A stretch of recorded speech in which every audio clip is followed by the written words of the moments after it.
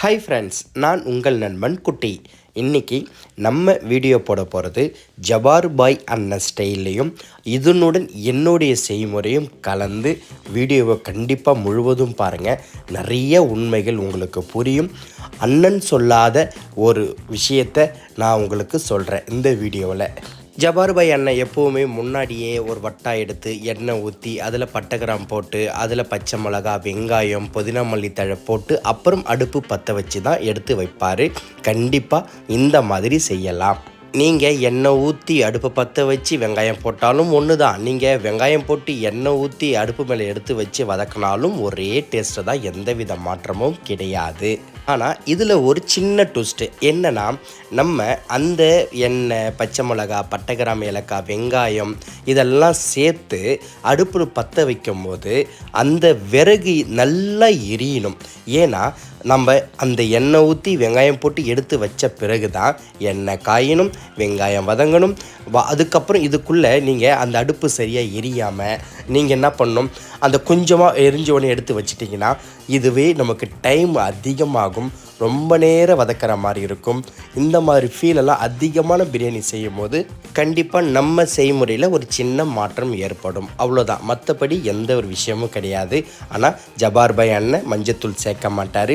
நான் என் செய்முறையில் மஞ்சத்தூள் சேர்ப்பேன்.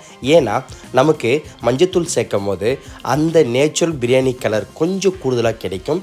வீடியோவை தொடர்ந்து பாருங்கள், நான் கண்டிப்பாக சொல்கிறேன்.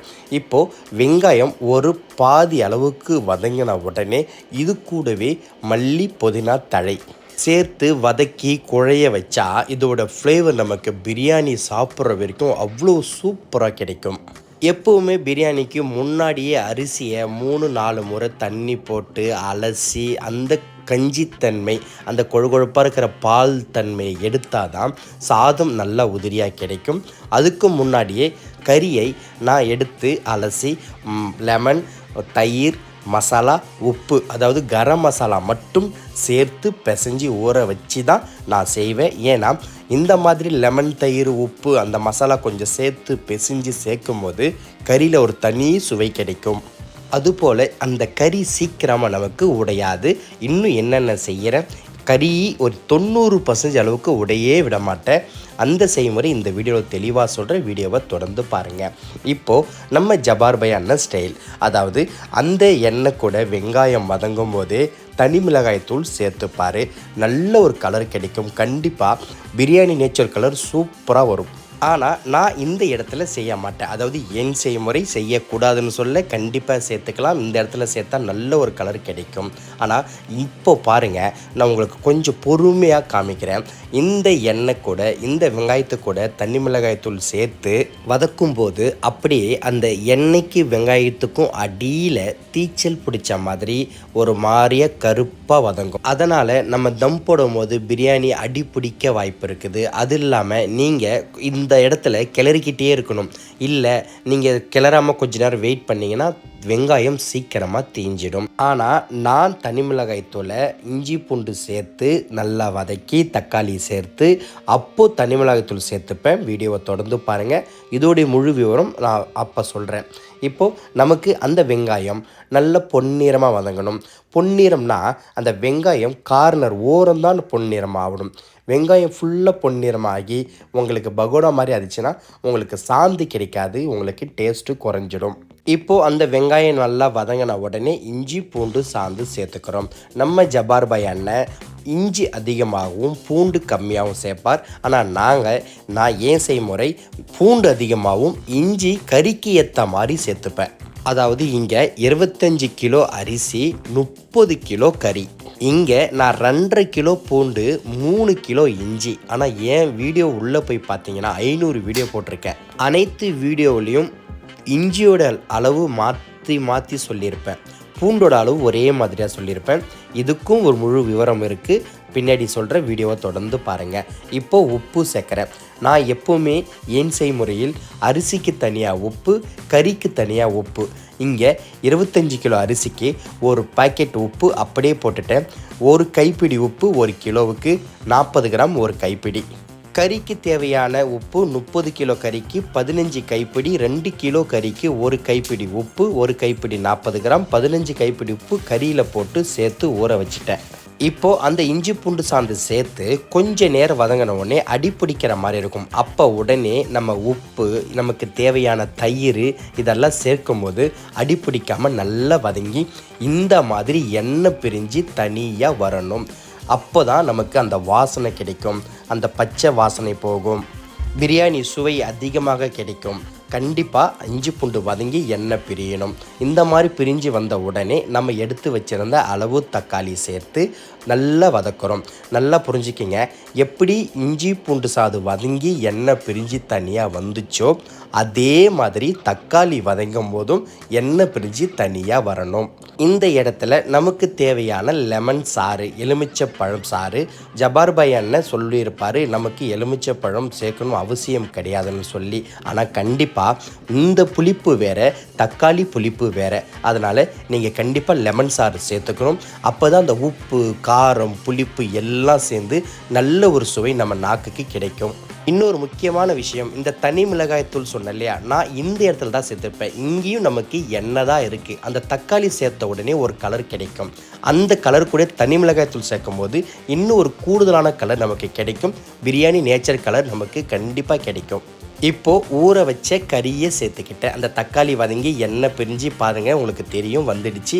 இந்த டைமில் நம்ம ஊற வச்ச சிக்கனை சேர்த்துக்கணும். நல்லா ஒன்று சொல்கிற புரிஞ்சுக்கிங்க, நீங்கள் ஜபார் பாய் அண்ணன் வீடியோ ஃபுல்லாக பாருங்கள். அவரோட ஆயிரக்கணக்கான வீடியோ போட்டுட்டாரு. ஆனால் எல்லா வீடியோவிலுமே 1 கிலோ அரிசிக்கு 1 கிலோ கறி, 1 கிலோ அரிசிக்கு 1.25 கிலோ கறி, 20 கிலோ அரிசிக்கு 30 கிலோ கறி, 30 கிலோ அரிசிக்கு 35 கிலோ கறி. பிரியாணியில் அதிக சுவை, அதாவது அதோடைய சுவை, அதோடைய வாசனை எல்லாம் எங்கே அதிகமாக கிடைக்குதுன்னா அந்த கறினால் மட்டுமே கிடைக்கிது. விலை உயர்ந்த அரிசி, பிரியாணி அரிசின்னு நினைக்கப்பட்ட அரிசியில் அதிக கூடுதலாக கறி சேர்க்கும் போது தான் அந்த கறியோட சாரம், அந்த ஜூஸ் தண்ணி இறங்கி தான் நமக்கு அதிக சுவையை கிடைக்குது. கிராமத்து சைட்லலாம் 10 கிலோ அரிசியில் 7 கிலோ கறி போதும், 5 கிலோ கறி போதும் நீங்கள் செஞ்சிங்கன்னா கண்டிப்பாக அதிக சுவையான பிரியாணி உங்களுக்கு கிடைக்காது. நான் இந்த தான் முக்கியமாக சொல்ல வரேன். இதுதான் ஜபார் பாய் அண்ணன் சொல்லாத நான் சொல்கிறேன். அதாவது நல்ல ஒரு குவாலிட்டி அரிசியில் சமமான கறியோ இல்லை கூடுதலான கறியோ சேர்க்கும் போது தான் ஒரிஜினல் பிரியாணி, சுவையான பிரியாணி, நீங்கள் விரும்பும் அனைத்து ரக பிரியாணி. இப்போது வீடியோவை பார்க்கலாம். அந்த தக்காளி வதங்கி அந்த கறியை நம்ம சேர்த்து அந்த கறியும் மசாலாவும் ஒன்றா சேரணும், அதாவது வேகக்கூடாது. அப்போது அந்த இடத்துல நீங்கள் அளவு தண்ணி ஊற்றணும். இங்கே நம்ம செய்கிற அரிசி 24 கேரட் அரிசி. அளவு பாத்திரத்தில் 4 பாத்திரம் அரிசி வந்துச்சு. 4க்கு 1க்கு 1.5 6 பாத்திரம் தண்ணி, அரை பாத்திரம் குறைச்சி வச்சேன். ஏன்னா நம்ம கறி கூடுதலாக சேர்க்கும் போது கறி ஒரு நீர் பொருள், அது வேகும் போது நீர் வெளியில் வரும். அதனால் நீங்கள் ஒரு அரை பாத்திரம் குறைச்சி வச்சிங்கன்னா அரிசி உடையாமல் கறி உடையாமல் நமக்கு உதிரியாக சூப்பராக கிடைக்கும். அளவு தண்ணி ஊற்றி தட்டு போட்டு மூடின உடனே அரிசியை வடிகட்டி வச்சுக்கணும். ஏன்னா நமக்கு தண்ணி கொதிக்கும், அந்த தண்ணியை கறி கூட கொதிக்க விடக்கூடாது. பப்புள்ஸ் மாதிரி லேசாக கொதி வந்த உடனே அரிசியை நீங்கள் கொட்டிடணும். அந்த மாதிரி கொதிக்க விட்டிங்கன்னா உங்களுக்கு கறி உடைஞ்சிடும், தண்ணீர் அளவு குறைஞ்சிடும், பிரியாணியோட பதம் மாறிடும். இந்த மாதிரியான ஃபிசிக்கலான வேலைகள் தான் நான் உங்களுக்கு சொல்லிக் கொடுக்க வந்திருக்கேன். அதனால் நான் பெரிய பிரியாணி மாஸ்டர், நான் சொல்கிறது தான் சரியான செய்முறை அப்படின்னு சொல்லலை. நான் உங்களுக்கு என் அனுபவத்தில் நான் கஷ்டப்பட்டு கற்றுக்கொண்ட ஒரு அனுபவத்தை, ஒரு கஷ்டங்களை, இந்த மாதிரி ஃபிசிக்கலான வேலைகள் தான் உங்களுக்கு சொல்லிக் கொடுத்து வந்திருக்கேன். என்னோட முன்னோர்கள் யாரும் பிரியாணி மாஸ்டர் கிடையாது. ஏன்னா இதை ஒன்றும் நான் எந்த அளவுக்கு நான் கஷ்டப்பட்டு கற்றுக்கிட்டேன்னு நான் உங்களுக்கு சொல்லும்போது புரியும். அரிசியை சேர்த்து நல்லா கிளறி விட்டு தட்டு போட்டு மூடிட்டு திரும்ப திறக்கும் போது இங்கே பாருங்களேன், ஓரத்தில் கொதிக்குது. அந்த மாதிரி கொதிக்கக்கூடாது. நடுவில் கொதிக்குது பார்த்தீங்களா, இந்த இடத்துல தான் நமக்கு கொதிக்கணும் அதிகமாக. அப்போ தான் அந்த சமமான அரிசி வெந்து நமக்கு ஒரே பதத்தில் பிரியாணி கிடைக்கும். இல்லை ஓரத்தில் கொதிக்குதுன்னா நீங்கள் அந்த விறகை சரிப்படுத்தி நடுவில் கொதிக்கிற மாதிரி நீங்கள் எடுத்துகிட்டு வரணும். அது மட்டும் இல்லாமல் அந்த அரிசியும் அந்த தண்ணியும் ஒன்றா சேர அப்படியே அனல் பதத்தை குறைச்சிக்கிட்டே இருக்கணும். அப்போ தான் ஒரே பதத்துலேயும் தீச்சலே இல்லாமலும் நமக்கு சூப்பரான பிரியாணி கிடைக்கும். இந்த மாதிரி கடைசியாக அந்த தம் போடுறதுக்கு கொஞ்சம் நேரத்துக்கு முன்னாடி அப்படியே நெய்யை எல்லா பக்கமும் ஊற்றி கிளறி அப்படியே கொஞ்சம் நீர் பக்குவமாக, அதாவது பபுள்ஸ் மாதிரி கொதிக்கணும், லேசாக நீர் இருக்கணும். அந்த ஸ்டேஜில் நீங்கள் அப்படியே தம் போட்டிங்கன்னா சாதம் நல்ல உபிரியாகி நல்ல உதிரியாக உங்களுக்கு சூப்பராக கிடைக்கும். கீழே அனலை பாருங்கள்.